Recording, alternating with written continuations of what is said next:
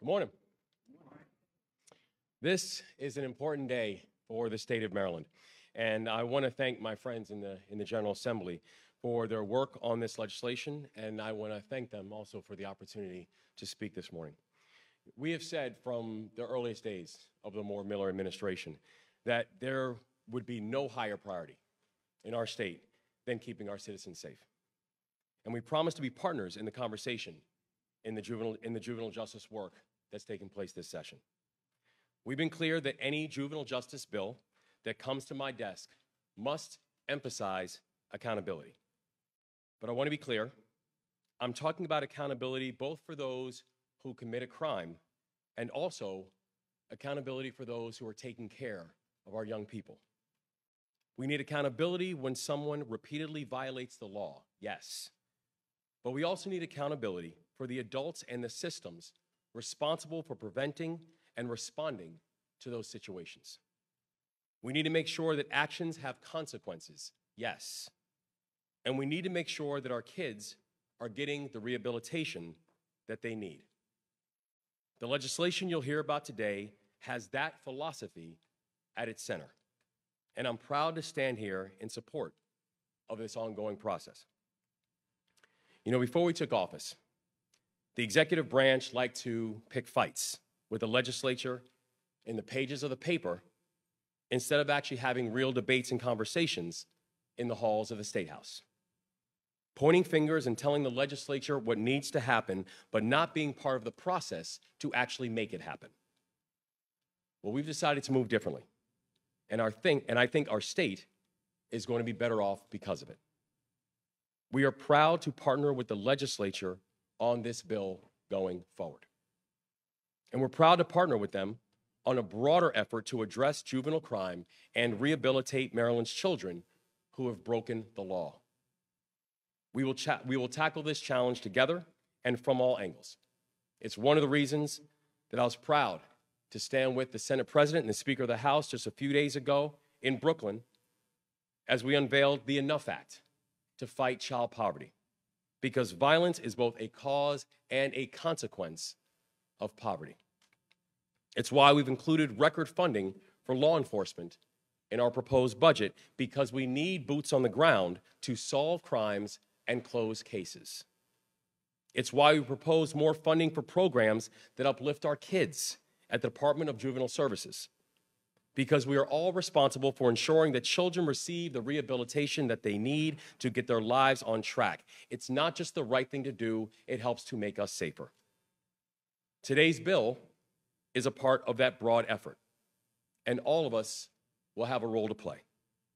And so in coming weeks, my role is to be an engaged partner in this conversation. The legislature has a thorough process between introduction and passage, and I'm aware of the fact that this is the start of a debate and not the end of one. And that debate won't just be between us. The community will also have a say. I'm confident that when the final version of this bill gets to my desk, I will enthusiastically sign it. We're talking about our children. We're talking about our future. And these discussions are hard, but we're not going to hide from them. We need to rethink how cases are processed for young people when there is a firearm involved. We need to increase probation when kids need more time to benefit from rehabilitation. We need to be able to respond to situations where a very young person takes someone's life regardless of age. And we need to do all of this while remembering that our children are Maryland's greatest assets. This bill helps us to meet these priorities and others, and it will create stronger guardrails for some very difficult situations. I'm confident in this team. I'm thankful for this legislature. I'm confident that together we will take a big step to move Maryland forward and to make Maryland safer. I now turn the program over to my friend and partner, Senate President Bill Ferguson.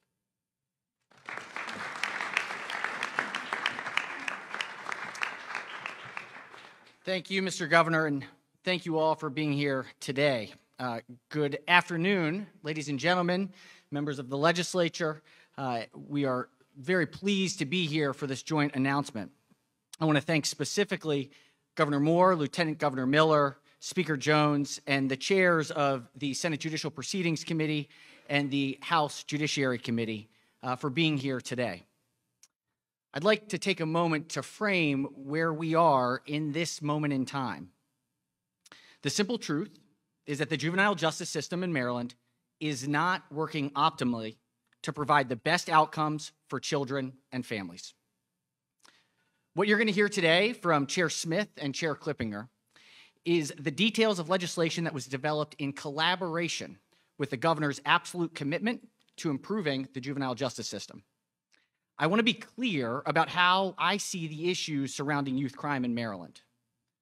While youth offenders account for less than 10% of the crimes committed, unfortunately, it is clear that they've become the largest part of the crime perception challenge in Maryland. This has contributed to a genuine concern around community safety and juvenile crime over this last year and last several years. Whether it be through the intake process, figuring out the correct accountability for young people, or equally as important, accountability for adults in the system who are charged with administering this system, we must ensure that all parts are working to their highest potential. A state as great as Maryland can and must do better. I continue to believe from the very outset that it starts and ends with executing the laws and policies with fidelity at all levels in a coordinated way every single day. Whether it's the police, DJS, or the state's attorney's offices, everyone must work together. That is the only way to impact the group of children who we all know have the greatest barriers to success. That's why I'm pleased to be standing here with the governor, the speaker, and General Assembly colleagues to announce a plan for improving our juvenile justice system through enhancements of 3 core concepts: accountability, rehabilitation, and collaboration. Through this legislation, the state budget, and executive action, we will be improving the accountability, rehabilitation, and collaboration of our system writ large. First, on accountability, I want to be clear that we are accountable for the outcomes of kids, and we must hold state and local agencies accountable for improving this system. Regarding rehabilitation, simply put, we need to ensure that young people are participating effectively in their own rehabilitation to achieve the outcomes that we know are possible. And finally, we know that none of this works without collaboration. We need all state and local agencies to collaborate across the system to ensure that families and kids are not slipping through the cracks. This legislation makes clear that the intent is that law enforcement interactions, that we are capturing all law enforcement interactions with children. We're strengthening existing laws. We're closing loopholes that allow too many young people to slip through the juvenile system without a paper trail, services, or in some cases, justice for victims. Ultimately, we are improving accountability, rehabilitation, and collaboration in the system overall, changing the arc for children with the greatest number of barriers to success so that their outcomes match their potential. This is not a short process. This will not happen overnight, but it is one that I know that everyone standing here today is absolutely committed to seeing through. You'll hear the details from our chairs, but before that, I want to hand it over to my partner in this work, Speaker Adrian Jones. Speaker Jones.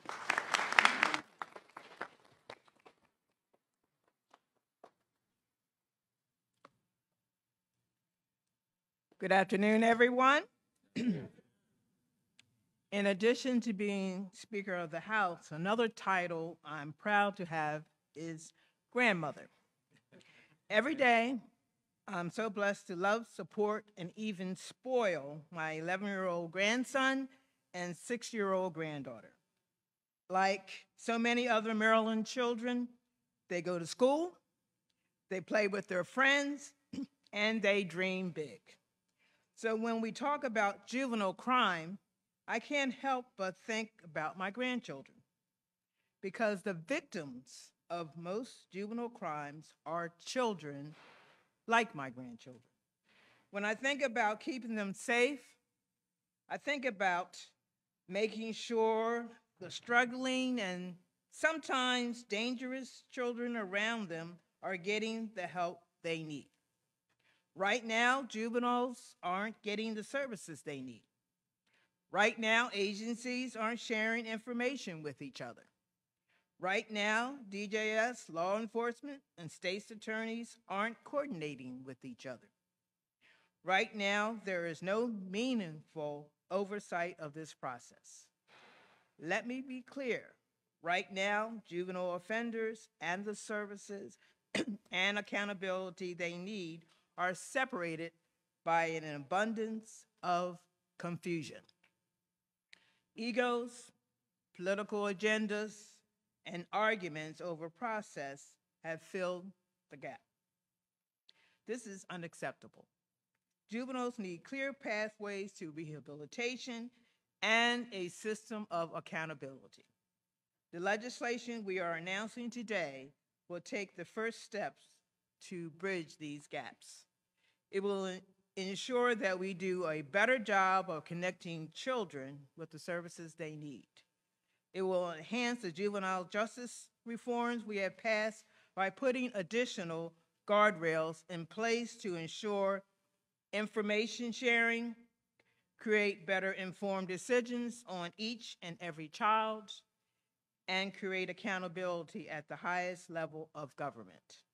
Right now, too many children in our juvenile system are falling through the cracks. The chairs will discuss more of the details of this legislation with you in a moment. I want to specifically thank House Judiciary Chair Luke Clippinger, Vice Chair Sandy Bartlett, and all the members of the Judiciary Committee for their hard work on these incredibly tough issues. The committee began this work last summer, and they never lost sight of the larger picture, which was the rehabilitation of our children, coordination of services, and greater accountability for everyone involved. We know we have a lot of work ahead of us to resolve these issues, but we're going to get it right. We will get it right for our communities, for our schools, and for our families. Most importantly, we'll get it right for the victims. We take for granted that the next victim will be someone else's child or grandchild. As a grandmother, I can't take that for granted anymore. Thank you, and now please let me turn it over to the chair of the Senate Judicial Proceedings Committee, Senator Will Smith.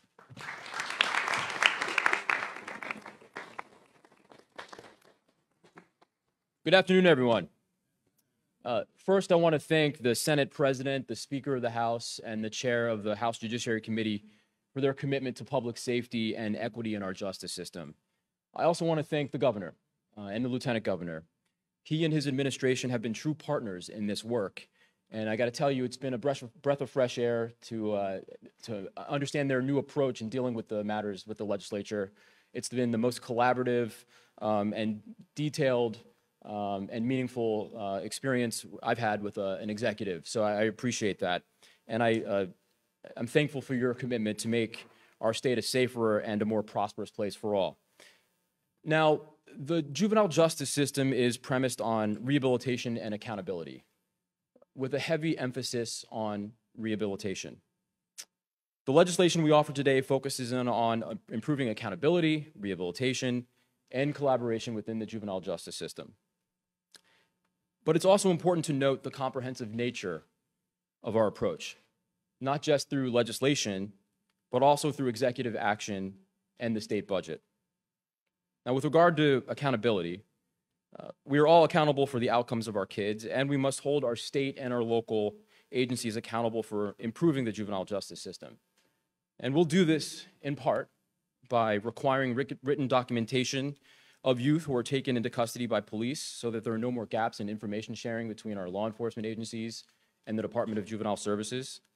We're going to decrease the DJS timeline for making intake decisions to ensure timely delivery of services and decisions about the appropriate level of supervision. We're going to continue investing in programs like Thrive to improve outcomes of the most vulnerable children in our communities. Now, you know that that program has rolled out in Baltimore City and also in Prince George's County. It's had some fantastic results, so we'll continue investing in that. We're going to ensure that local law enforcement agencies are training their patrol officers accurately on the Youth Police Interrogation Act. And we're going to identify current services available to youth in Maryland and additional capacity that's needed through the Juvenile Justice Monitoring Unit.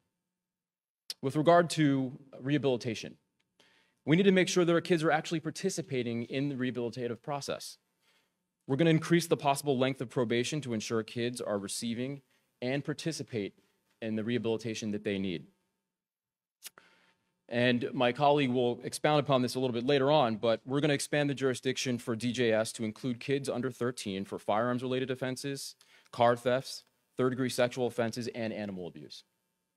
We're also going to ensure that kids participate in treatment by allowing a court to extend probation for multiple unexcused absences from a treatment program.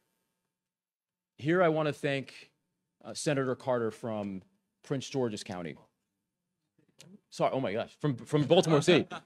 Senator Carter from Baltimore City, for all of her work on Nikhil's Law, which we have incorporated into this work. And that requires an intake officer to file a petition for supervision of a child or a delinquency petition for a child of under 13 who was involved in the death of a victim. Finally, I'll conclude with collaboration. We need state and local agencies to collaborate across systems to ensure that kids aren't slipping through the system. Working with the governor, we put $43 million into the governor's Office of Children to ensure that there is a single entity responsible for tracking youth across multiple agencies. We're also going to expand the Commission on Juvenile Justice Reform to include representation from all organizations responsible for children's well-being. The Commission will also be responsible for providing recommendations on how to improve the juvenile justice system and will provide oversight and accountability. Again, I want to emphasize that all of our efforts here today are centered on accountability, rehabilitation, and collaboration, a comprehensive approach to addressing the challenges we face regarding the juvenile justice system and public safety. And now it's my honor to turn the podium over to my friend and my colleague, Delegate Klippinger, who will provide a rundown for the rest of the legislation that we're offered today.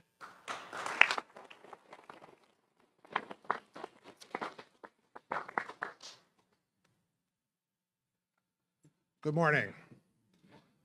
It has been my pleasure to serve as the chair of the House Judiciary Committee for the last 6 years, and I'm very appreciative to be here today with the Speaker, the Senate President, the Governor, the Lieutenant Governor, and so many members of the House and the Senate to stand in support of this important legislation.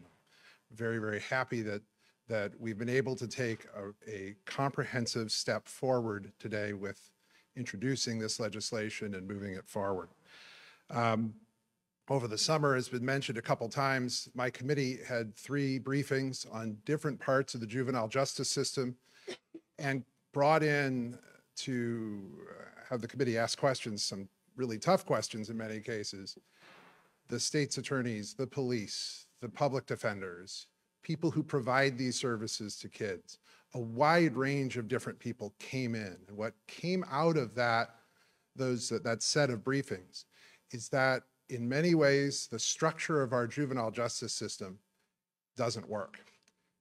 And so what we tried to do with this legislation and what we will do as we move this legislation forward is to figure out the best way forward to ensure, again, that children are held accountable, that victims are able to feel confidence in this process, and that we're conducting the collaboration and oversight necessary to make sure that the system continues, or starts in some cases, to work and work for our kids and our communities. The legislation does a number of things, and it is a more technical bill. And that's part of the challenge in talking about it here today, because we get these issues related to juvenile justice, and quite frankly, it hits us all in a tough place. This isn't supposed to happen. Kids aren't supposed to be out there committing crimes. Where are the parents? Where are the schools? Where's everybody? That's what we say. It hits us in an emotional place because we don't want to see kids that way. We want to believe that they can do better. We know that they can do better. And yet, sometimes they don't. Sometimes they commit horrible crimes. And sometimes then afterwards, the systems that are in place to help them rehabilitate and move forward simply don't work. And so we're going to take some steps forward that allow us to continue to get kids the help that they need while answering concerns about public safety that need to be addressed. So we are going to say that if you're between 10 and 12 years old and you're found in possession of a firearm, we want to know what's going on. We're going to allow jurisdiction of the Department of Juvenile Services in those cases because we need to know what's going on when a very young child is in possession of a firearm. We need to know what's going on when they commit car theft. We need to know that they are then going to be able to get the services that they're supposed to get. So another part of the legislation addresses issues related to when the state's attorney can get the chance to see charges that were initially brought by a police officer. When the department decides not to go forward with those cases, state's attorneys should be able to see those cases, particularly in situations related to ghost guns and stolen guns. We have to make sure that state's attorneys get the chance to look at those cases before those cases are simply resolved at intake. As was mentioned before, the legislation would require police officers who arrest a child to write a report. This may sound mundane and simple, but surprisingly, that doesn't happen in every case. And what happens is when police officers don't write a report, you lose that bit of the story if children come back and go into the system again and again. We can't keep track of what's happened in the background of these kids' lives if the police officers didn't write a report when they arrested them in the first place. We do take steps in the legislation to address kids who are coming back through the system, who are on probation for another juvenile case in the past. And I want to say equally importantly, it's all equally important. The collaboration that is missing in this system is unacceptable. Everybody does just enough to check the box, but nobody does enough to coordinate with one another to look at the kids who are in the system, and to figure out how we're going to move them forward and how we're going to rehabilitate those kids. And so to that end, we're going to combine a couple different oversight boards that have already been in existence in different agencies. And we're going to combine those agencies together so that we bring together the schools, we bring together law enforcement, we bring together the public defender, advocates for children, and in fact, kids who have gone through the system to come together and to look at the data that we don't really effectively look at now, that's already available through the longitudinal data center. It's a hard word and I practiced it a million times. Longitudinal data center, to allow us to be able to see what programs work and what doesn't. There are a lot of moving parts to this bill. There's going to be a lot more discussion about this bill. If you're looking for the thing that is going to perfectly solve all of your problems, you're not in the right place. This is going to take time. It's going to take effort, but it's only going to happen if we're focusing on the kids, we're focusing on the victims, and we're focusing on making sure that the system actually works to improve public safety and improve rehabilitation. And with that, I think we're ready to take some questions. All right, thank you very much.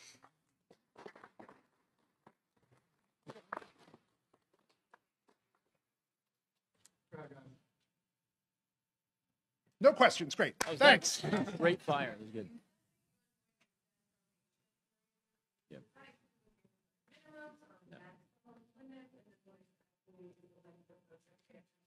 Okay. So for the Juvenile Restoration Act, which we passed last year, set caps on the length of probation for the juvenile justice system. So for misdemeanors, you could go up to a year with 3-month increments. And for felonies, you could go up to 2 years with 3-month increments.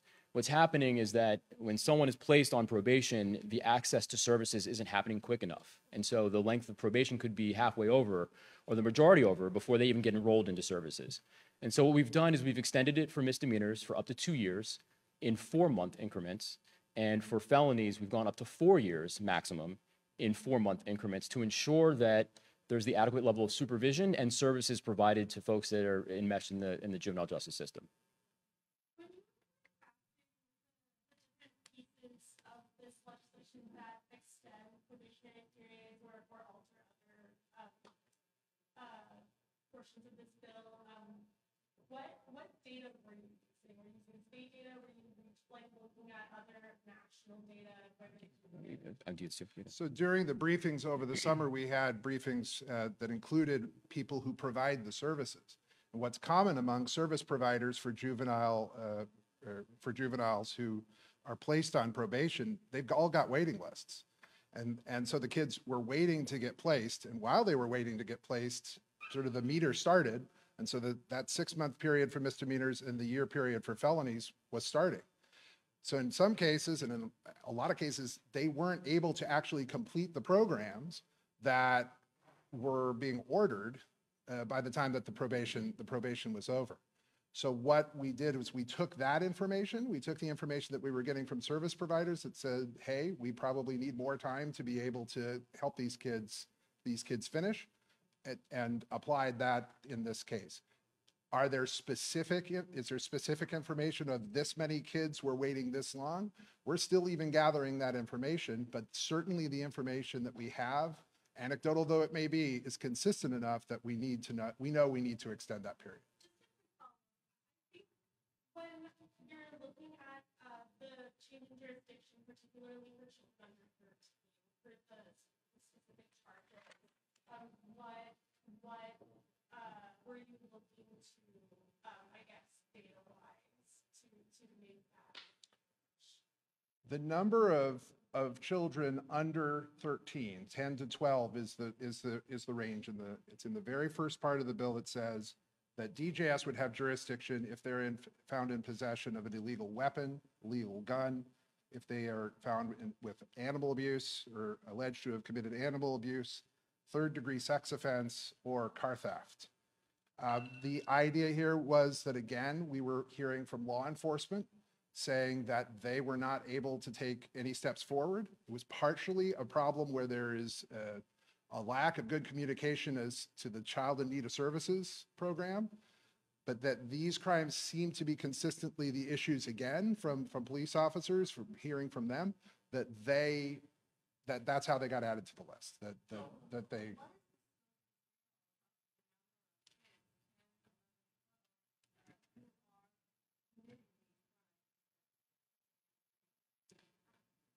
So when we did the Juvenile Justice Reform Council last time, it's not very many. It's a very small number of kids.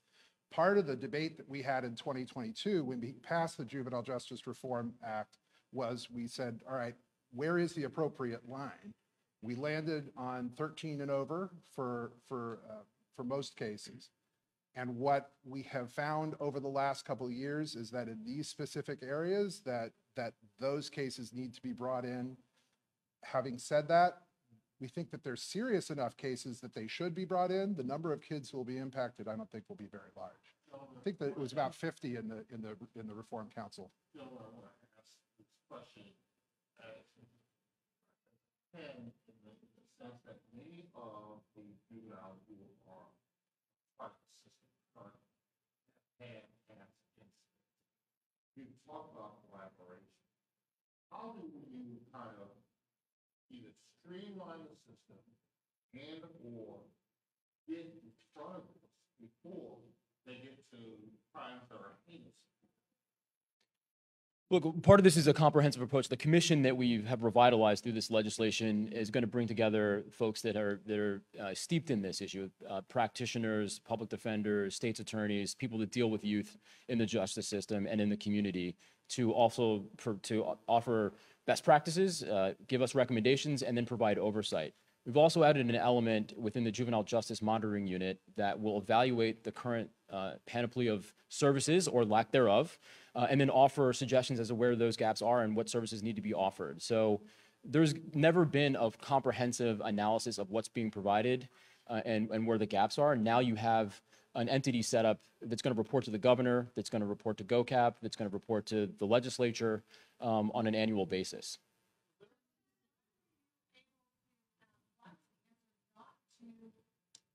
Increase the time it takes to get children's services rather than put that on the child and extend their probation with the state of Well, it's both and.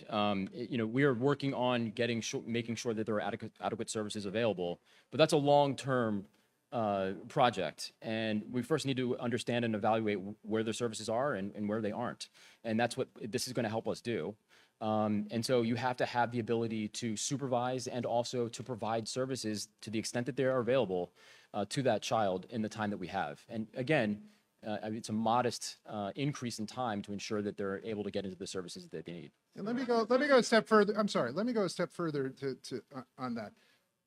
The question with regard to the length of probation, what we're doing, and the important part of the work that the Department of Juvenile Services needs to be doing, and that they've struggled to do recently, is to provide the rehabilitative support to these kids.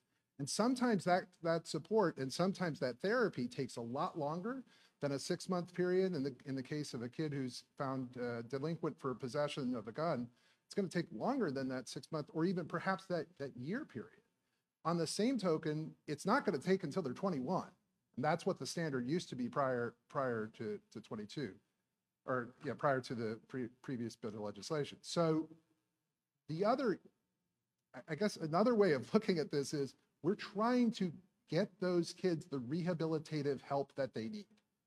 That takes time.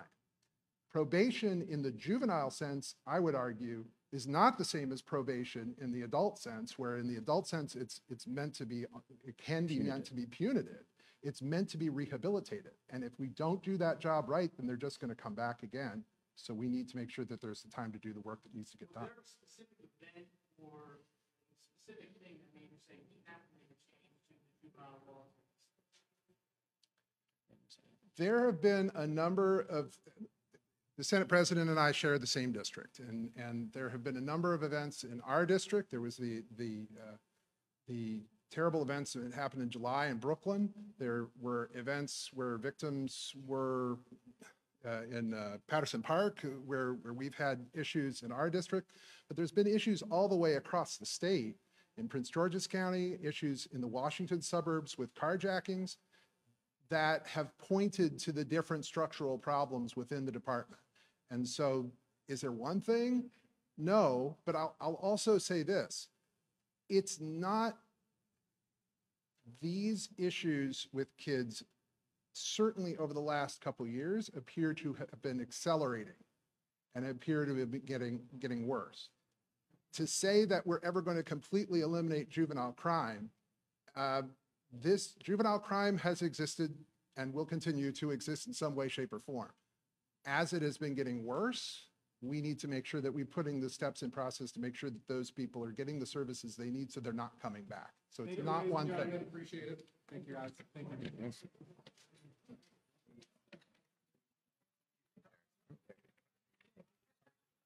I'll hang around. Yeah, sure.